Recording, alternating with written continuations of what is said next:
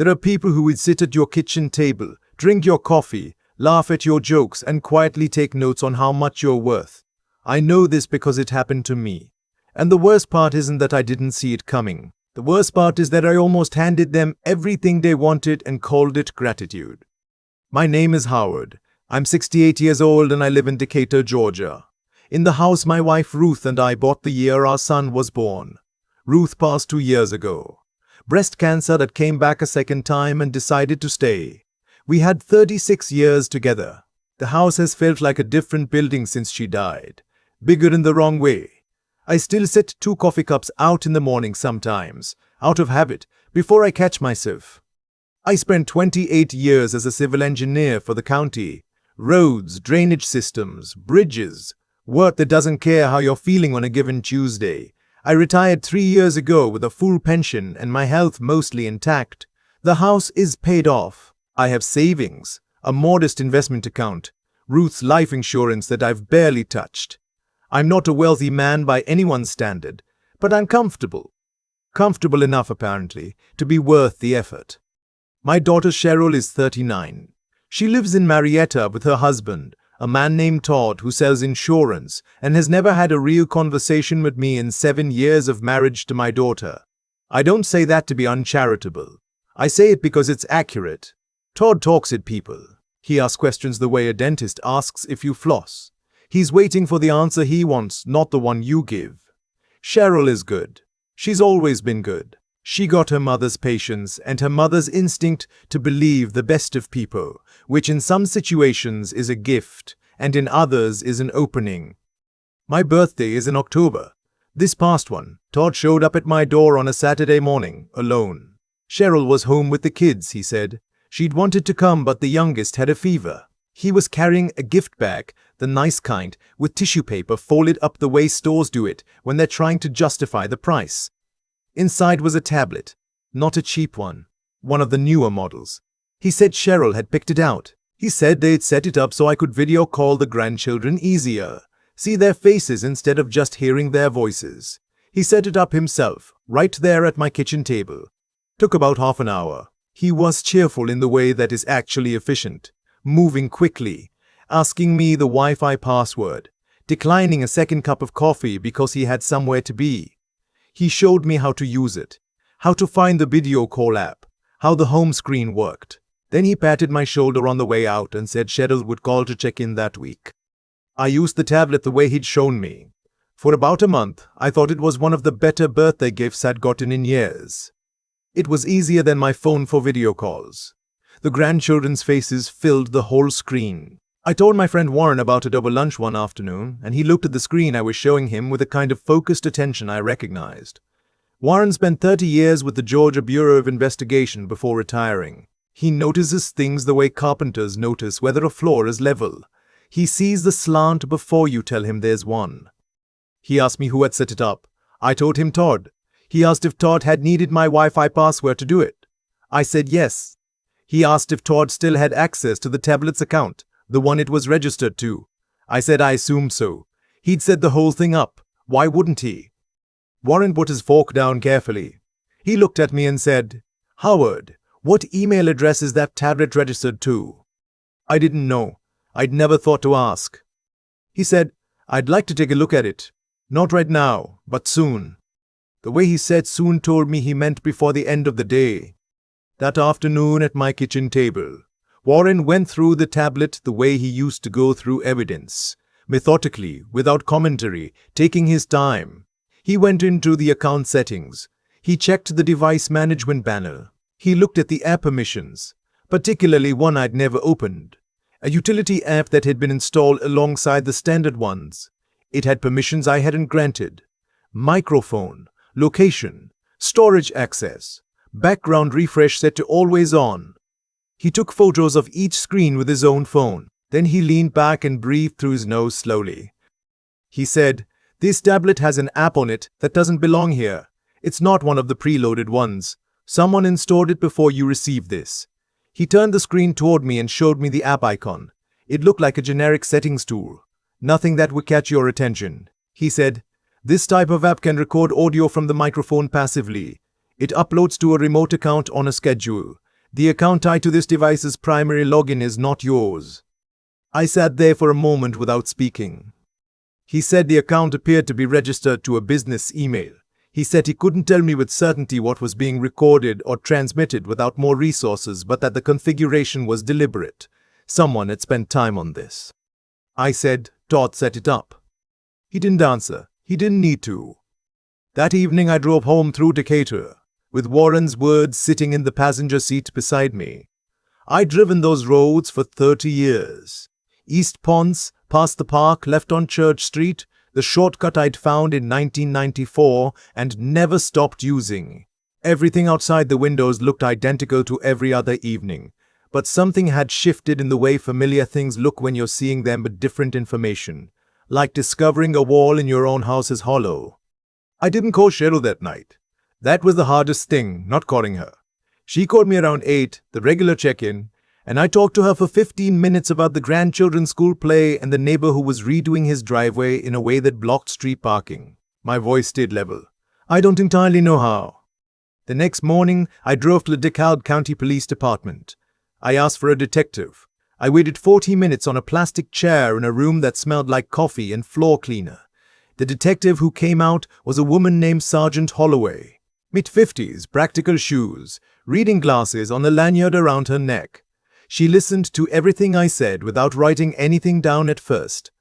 Then she picked up her pen. She asked to see the tablet. She looked at the app Warren had photographed. She said she'd need to take it for examination. She gave me a receipt. She said she'd be in touch. Driving home, I passed a stretch of Memorial Drive where Ruth and I used to take the kids to a barbecue place on Sundays after church for years.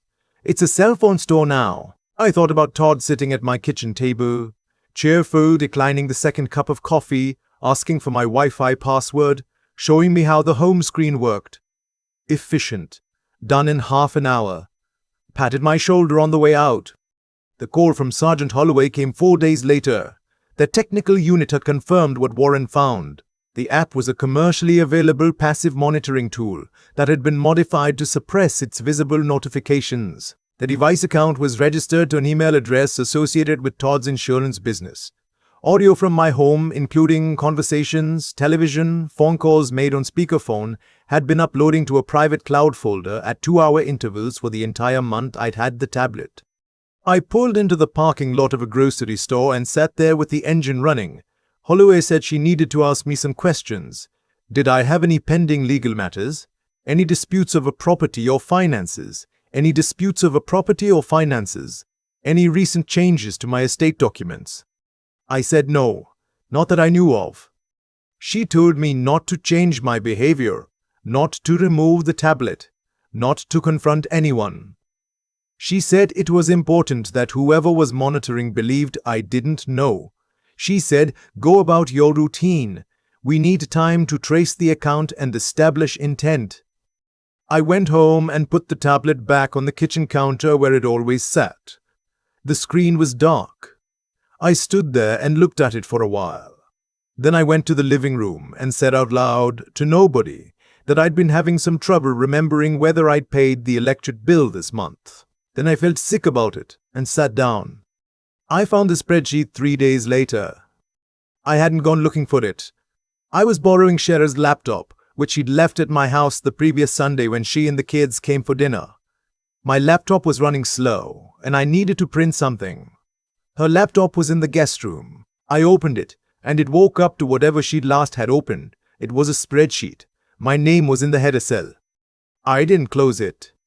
There were columns. Property value, a figure close to what Zillow would show for my address. Pension monthly deposit, which was accurate to the dollar. Investment account estimate, which was slightly off but in the right range. Life insurance payout from Ruth's policy. The figure there was exact. I had never told Todd that number. I had barely told Cheryl. Below the financial columns were notes. Not in Cheryl's handwriting in the digital sense. Not her style. These were formatted like observations. Howard mentioned not recognizing a former colleague at the reunion. Howard went to the wrong gate at the airport in July, needed assistance from staff. Howard repeated the same story about the bridge project twice in one dinner conversation. I recognized the reunion note. I told Cheryl about running into someone whose face I knew, but whose name I temporarily blanked on. She'd laughed with me about it. It was a normal thing that happens at 68. The airport note. That had been a confusing afternoon at Hartsfield-Jackson, where 2 gates in Concourse B had been renumbered during a renovation and the signage was wrong. The airline had acknowledged it. I hadn't gotten lost. I'd followed bad signs. The dinner story. I may have told the bridge story twice. I wasn't sure. I tell a lot of stories. Each of these things, taken alone, was nothing. Together, formatted in a spreadsheet column under a header that reads supporting documentation, they were something else entirely. I copied down the exact cell text on a notepad. I closed the laptop exactly as I'd found it. I put it back on the desk in the guest room. Then I went to the kitchen and ran cold water over my wrists for a while, the way my mother used to tell me to do when I was upset as a kid. Then I called Warren. He listened the way he always listens. When I finished, he said, "Has Todd ever asked you directly about what happens to the house, to your accounts?" I thought about it. Not directly, but last Thanksgiving, over dishes, there had been a conversation about property values in DeKalb County, about how the market had shifted, about what a shame it was when older homes in good neighborhoods got divided up wrong through estates. I thought it was just conversation. I'd been washing a pan. Todd had been drying it. Warren said, "You need your attorney before you need anything else, today if possible, and you need to keep that tablet right where it is." My attorney is a man named Gil Simmons who handled Ruth's estate and has known me for 15 years. I met him at his office in downtown Decatur the next morning before his first appointment. I brought the notepad with the spreadsheet contents. I told him about the tablet, about Warren, about Sergeant Holloway. He read the notes twice. He looked at me over the top of his glasses and said, "This is a guardianship setup. The documentation column is a capacity argument. Somebody is building a case that you're showing signs of cognitive decline." He said it plainly, the way Gil says everything. No softening, no theater. Just the fact sitting on the desk between us. He told me not to sign anything. Not a card, not a form, nothing with my name and a signature line. He said to keep feeding the tablet the same way. Nothing reckless, nothing that would spook whoever was listening. He said to document every unusual contact from Todd, every question about my finances or health, every visit that felt like an assessment. He said, "Courts take time. Evidence takes time. Give us both." Over the following weeks, I did something that cost me more than I expected. I performed. Not dramatically, just enough. Standing in my kitchen, knowing the tablet was on the counter, I'd say things out loud that fit the picture someone was building. Said once that I'd been having trouble keeping track of which medications were morning and which were evening. Said I'd missed a doctor's appointment, had to reschedule. Said talking to no one, that I wasn't sure I was managing everything the way I used to. Each time I did it, I felt a particular kind of ugliness, the kind that comes from using your own vulnerability as a tool, from wearing a costume made of your worst fears and calling it strategy. But I kept a log. Warren had taught me years ago that handwritten records with dates hold weight in ways that digital files sometimes don't. Every entry I made, I documented at Warren's house afterward.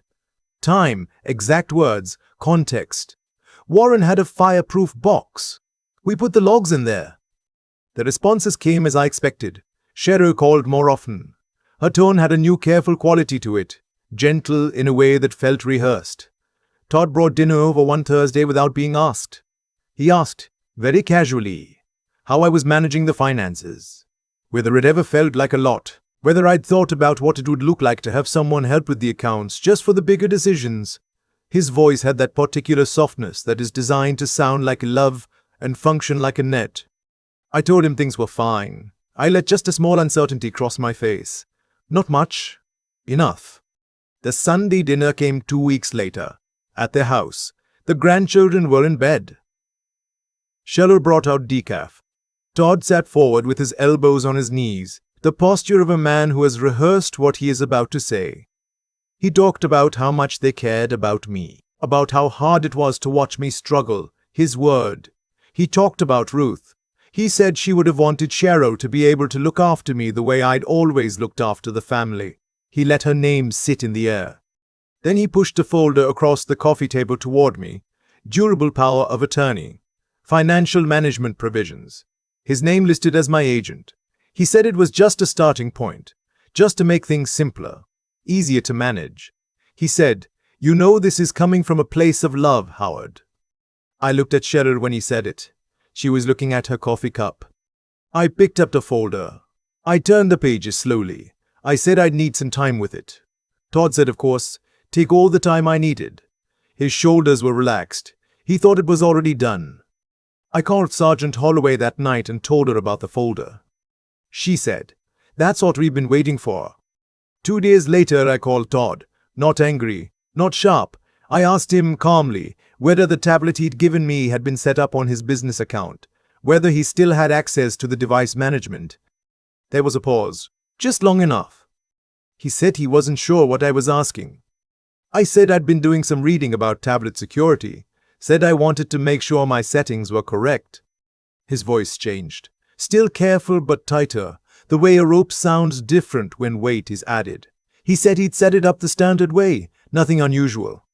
I said okay, thanks, and hung up. I knew immediately that I'd moved too soon.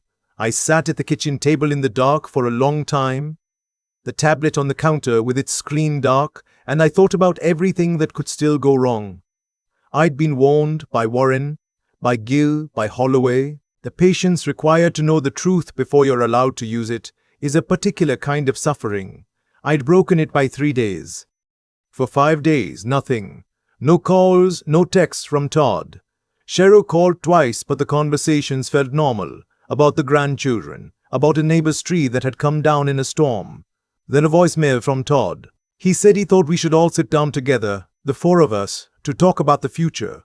He said he'd been doing some research on estate planning services for families in situations like ours, and he thought it would be helpful to have a professional walk us through the options. His voice was pleasant, organized, the voice of a man who had recalibrated. I forwarded the voicemail recording to Gill. I forwarded it to Holloway. Gill called back within the hour. He said, "We can move." The meeting was set for a Wednesday at Gill's office in Decatur. It was presented to Todd and Cheryl as a routine estate planning consultation, something I'd decided to do proactively, wanted the family involved. Todd accepted quickly. That told me something about his confidence. I want to tell you what it felt like to walk into that room knowing what was about to happen. My hands were steady. I'd expected them to shake. I'd been expecting the anger to rise up in me the way it does sometimes, in the jaw, in the silence between words. But I walked in at 9 in the morning, and what I felt was something closer to clarity. The feeling I used to get on complicated job sites, when the problem has been fully mapped and the work is just execution. Gill's conference room had a long table, afternoon light from windows on the south wall, a coffee service nobody touched. Cheryl came in first. She hugged me and held on a beat longer than usual. Todd came in second, leather organizer under his arm, dressed like he was closing a deal. He looked at me with an expression I recognize as certainty. He believed he was sitting down to the end of a process he had already won. Sergeant Holloway was there. She introduced herself to both of them as part of an ongoing investigation connected to my case. Todd's eyes moved to the word investigation and stayed there for a moment. His hand tightened on the organizer. Gill opened with a brief summary of the consultation's purpose. Then he placed a printed report on the table in front of Todd. He said that the tablet provided to me as a birthday gift had been examined by both a private technology specialist and the county's digital forensics unit. He said the examination confirmed the device contained a passive monitoring application installed prior to my receiving it. The application had been uploading audio from my home to a cloud account registered to Todd's business email address for 31 days. Todd said, "That's not accurate." Gill slid a second document forward, written confirmation from the county's technical unit, with the account registration details attached. Cheryl looked at Todd. Gill said, "We also have the spreadsheet." He'd obtained a forensic copy of the file on Cheryl's laptop. It was on the table now, printed, the supporting documentation column visible. The airport note, the missed colleague, the dinner story. Todd said, "Those are notes. I was documenting because I was genuinely concerned." Holloway leaned forward. She said, You were documenting to support a capacity argument you'd already been building with a legal template. The power of attorney you presented 2 weeks ago used language from a template distributed by an elder law firm in Alpharetta. We've spoken to that firm. Todd's composure held for another minute. He is good at composure. He talked about concern, about love, about wanting what was best for the family, about how I was a proud man who'd never ask for help even when he needed it. His voice stayed even, but his eyes went to Cheryl, and Cheryl's eyes were not giving him what he needed. Cheryl said his name, once, quietly, just his name. Holloway said, "There's a text message." She read the relevant portion of a message Todd had sent to a contact she identified as his brother. I won't repeat the wording, but the substance was clear. He was describing the timeline of the plan, referring to me by name, using the phrase "before he gets suspicious" and the phrase "clean transfer." The room held that for a moment. Cheryl put both hands flat on the table, the way people do when they need something solid. Todd stood up. He said I had manipulated this entire situation. He said the documentation was legitimate concern. He said I'd been declining for 2 years, and everyone could see it, even if I refused to. He said Ruth would have wanted Cheryl to be protected, to have security. I looked at him when he said her name. I didn't say anything for a moment. Then I said, Ruth spent 36 years building this with me. She knew exactly where she wanted it to go, and it wasn't to someone who used her name to close a deal. Todd sat back down. Holloway told him she would be in contact with his attorney regarding the unauthorized monitoring device and the misrepresentation made during the device setup process. She said it without satisfaction. She was just clear. There was no dramatic exit. He and Cheryl left together. Cheryl looked like a person who has just understood something they didn't want to understand. I know that look. I wore it myself, standing in front of an open laptop in a guest room on a Wednesday afternoon. I stayed behind with Gil for a few minutes. He asked how I was. I said I was all right. When I walked out into the Decatur street, the morning heat was already building the way Georgia heat does in October, still warm enough to be unreasonable. I stood beside my car for a moment, looked down the block at the buildings I'd been walking past for 30 years, thought about Todd sitting at my kitchen table with a tablet on his first visit. Half an hour. Cheerful. Declining the second coffee. I said out loud, to nobody in particular, "You should have just sent a card." Then I drove home. Cheryl called 2 days later. She cried in the way that tells you the crying has been happening since before the call. She said she hadn't known about the spreadsheet. She hadn't known about the monitoring. She'd known something was happening with Todd, had felt the edges of it without being able to name it, and she'd let herself believe his explanation that I was struggling, that this was about love. She said, "Dad, I was scared. After Mom.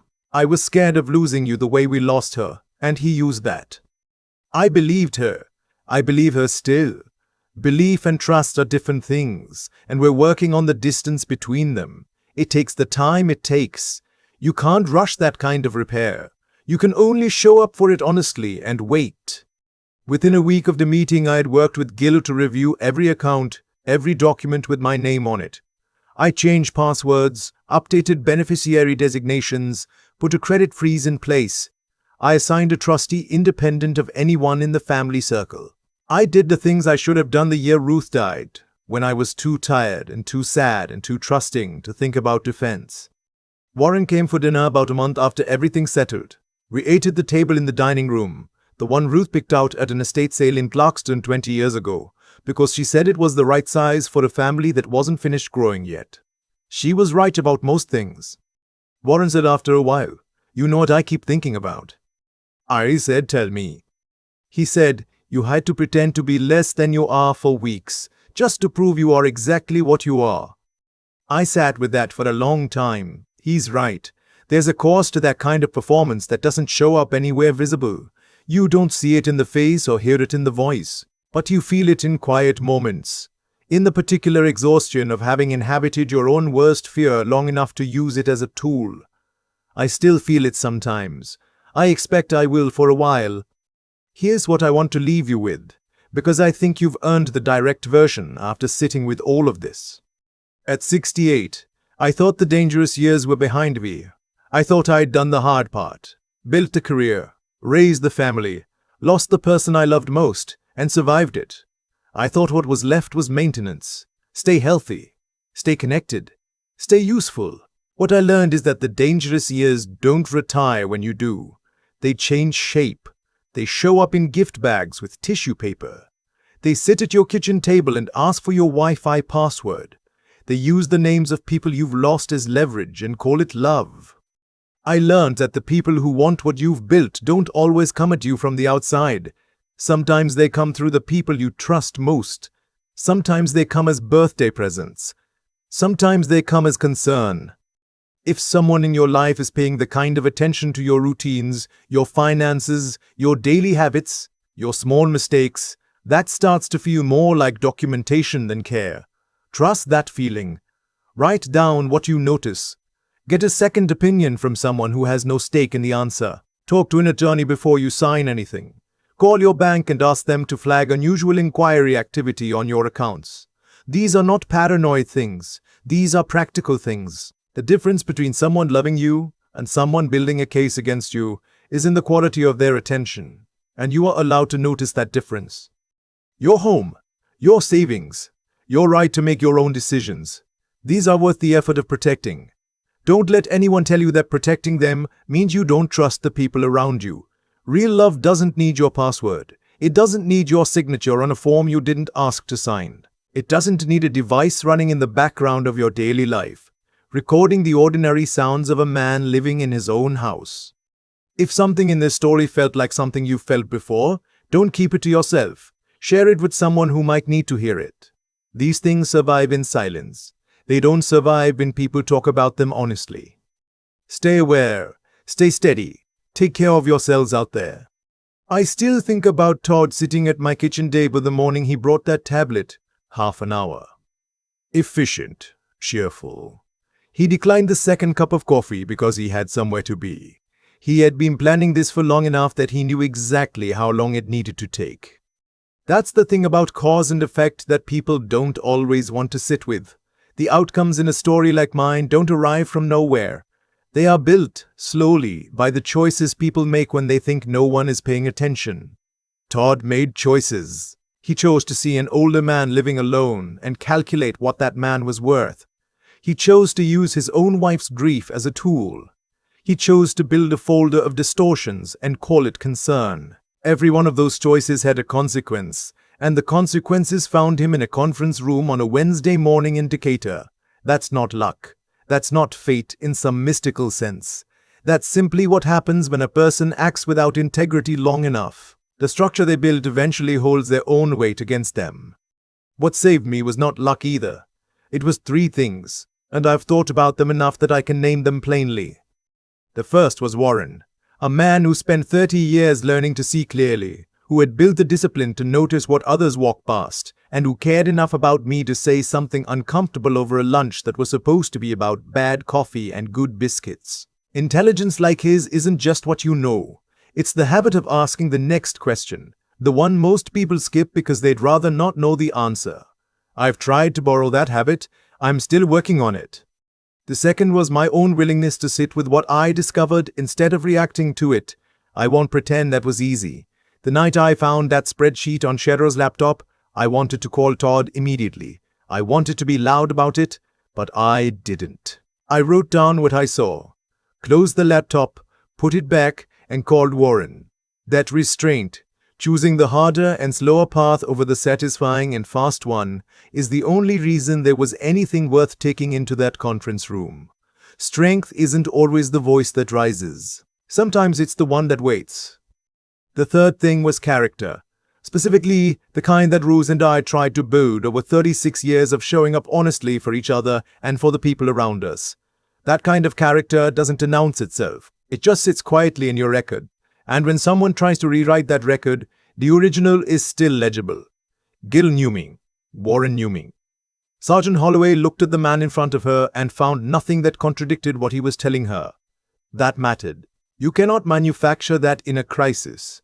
You can only spend a lifetime earning it and hope it's there when you need it. Cheryl and I are still working on things There is damage there that is real and won't be talked away in a single phone call. But we're working on it, and that is something. I changed the locks. I changed the passwords. I updated every document that needed updating. And I kept the table Ruth picked out, the one that seats 8 because she believed in leaving room. Some things you protect, some things you repair. The wisdom is in knowing which is which and having the patience to do both.